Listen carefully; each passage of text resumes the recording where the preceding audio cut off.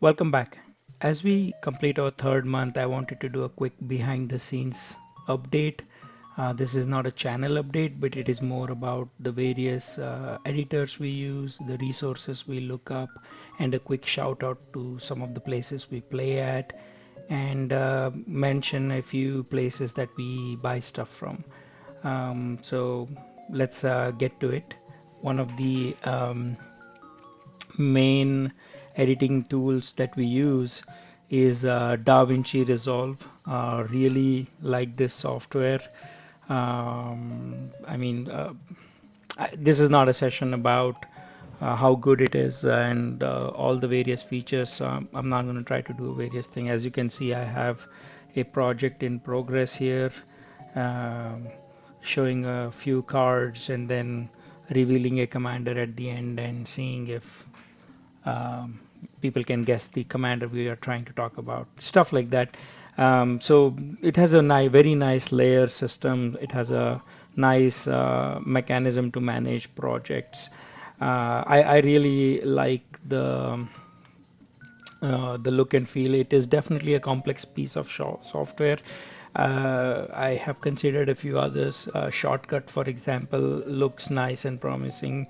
But honestly, my kid pointed me to DaVinci Resolve because he had used it in his projects, and I kind of just enjoyed it. Andres has also used this, and it's pretty intuitive. So both of us are comfortable with using DaVinci Resolve. So this is definitely a good piece of software, and for what it provides for free, it's really amazing. It's a very well made piece of software, and I have used it on Windows and Mac OS, so it's pretty versatile from that point of view as well.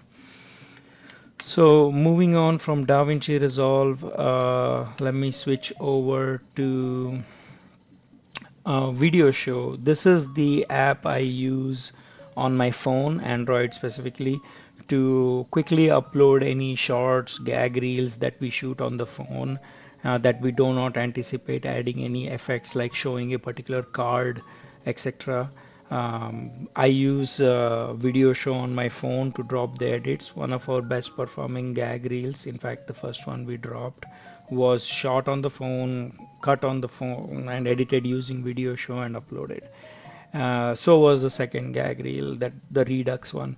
But yeah, no, this is a pretty good nifty piece of software to have on your phone. I have it. It's not a free app. I have it through the Google Play Pass subscription, and that's how I have access to this. But check it out, see if it is useful. I really like it. Then moving on to the resources we look up to build some of the content we have.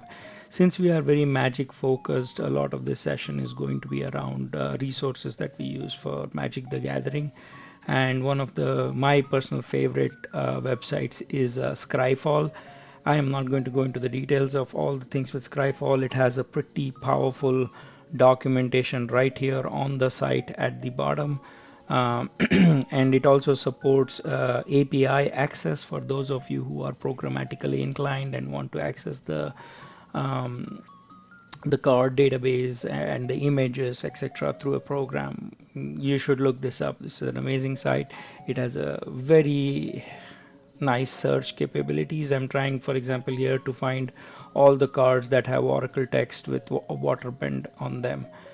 Um, Let me go back and actually search it. So it's a great way to do it. Like for example, legal commander cards that are of Grixis identity.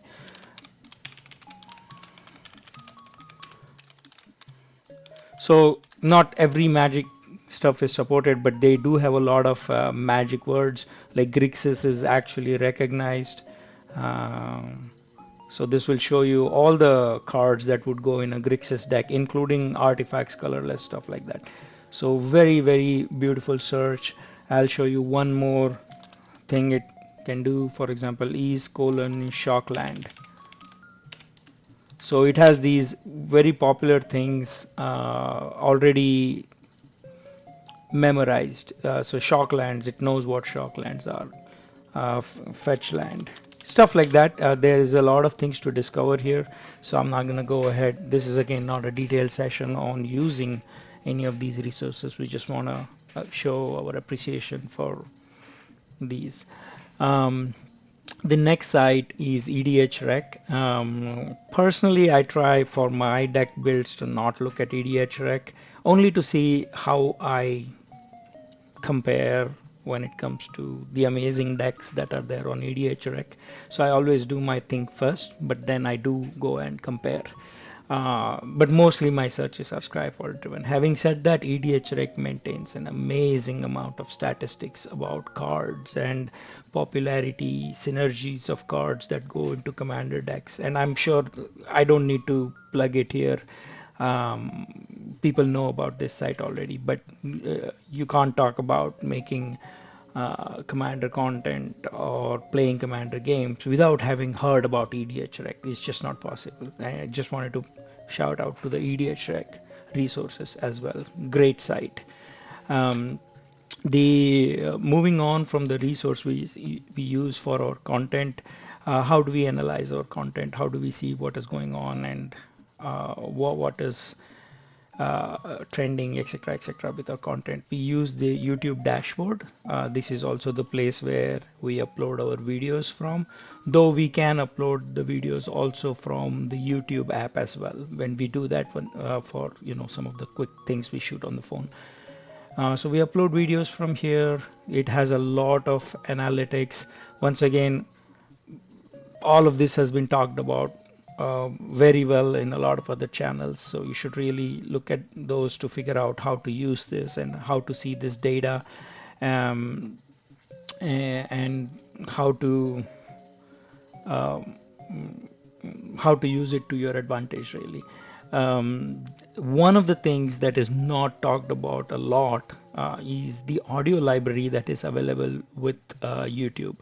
As you are aware, in the first couple of weeks, we got 2 copyright strikes despite having, I want to change that. It was not a strike, it was a copyright claim issued on our channel by for using music that I have licenses for. Um, both the claims were taken away, but it was still a pretty stressful process having to deal with that, and so early in the channel's lifetime too. And we are not really trying to pass off music or not give accreditation where it is required. None of that. We just want some nice music that can play in the background, because when you're playing a game, there are some dull moments and the music keeps the tempo going. So one of the great resources we found out was about the audio library that we have here. There is a lot of music here, different genres. You can search this, use this. It will tell you which requires an attribution, which does not require an attribution. And the nice part is when you use these in your videos, the YouTube copyright checks pass almost immediately. So for us, again, we're not trying to get to the point where we have our own custom music or we want to play royalty-free, paid music. At this point. We are too small to try to explore those avenues. So this is a great starting point for small content creators. So I just wanted to take a little bit of time talking about this. So moving on beyond the desktop app, I don't have I don't have a way to show you guys the phone app at the moment, but the YouTube analytics phone app is also very good. Shows you a lot of the statistics. It shows you cards for subscribes, comments, etc. It also it also lets you look at your top 10 videos over the last month. So a lot of features in the YouTube Studio app. And then you have the YouTube app. And yeah, sure, that is for watching videos and all. But one of the things that the YouTube app lets you do is you can edit the thumbnail of your shorts. Now, typically shorts thumbnails doesn't matter because it's just part of the feed. People choose to watch it or not. But having a thumbnail for a longer period, in the sense it's in our playlist, all of our shots are in our playlist, and having a uh, thumbnail there makes sense for us for longer term viewership. If people want to go watch a bunch of content, we don't want the puzzles that we do to be revealed from the thumbnails. So we did want those thumbnails, so that's why we were very happy when we could put our thumbnails in the shots. So stuff like that. It is a little frustrating that you are able to um, upload the content through the YouTube Studio app, but you're not able to edit the thumbnail from the same app, so you have to switch the app. So uh, please improve that, YouTube. But other than that, I mean, they are very nifty apps, very useful apps. So these are things people may not necessarily um, know about, but so just wanted to mention that as well. Other than that, I use Streamlabs to specifically do streaming like this, where I'm showing off a screen and talking to the camera at the same time. I use Streamlabs right now. I'm recording using Streamlabs. Um, so definitely very nifty piece of software. Andres has recorded his arena drafts also on Streamlabs as well. So that is another interesting piece of software, again free, so very good to use. Um, Moving quickly to hardware, I don't want to talk a lot about hardware here because everyone has to find their own thing, but the quality of lighting definitely matters. For example, right now you can see some of my face only because I have a ring light here. This is how it is without the light. So it's actually important to talk about lighting. We have not reached the point where we are doing a great job. We have become better at capturing our faces well, but we have not, and this is not good. I know this is a light from one side, not from the center. But we have not really done a good job of capturing the cards as they are played, and that is hard to do at our level of expertise. So we're trying to figure that out. Once again, if you really like what we are doing and you have some ideas, give us those ideas. We have also started using these cheap microphones. They're not the best. So this one will clip onto the shirt, or you can actually leave it on a table. And this one plugs into the phone. So when you're recording to the phone, you turn this mic as your microphone for the phone, and it does a decent job. Next, I wanted to shout out some of the places we play at and some of the places we get our products from. For gameplay, we visit Dabbers quite a bit. It is a LGS at Sandy Springs. And we also occasionally go to Super Games in Alpharetta. It's also another very good place. Both these places always will have some or the other event going on, so check it out. And I want to once again remind, this is not sponsored, just a shout out. We have sites like Collector Store, Gamers Guild AZ, obviously eBay, TCGPlayer, where we find our magic cards, sleeves, etc.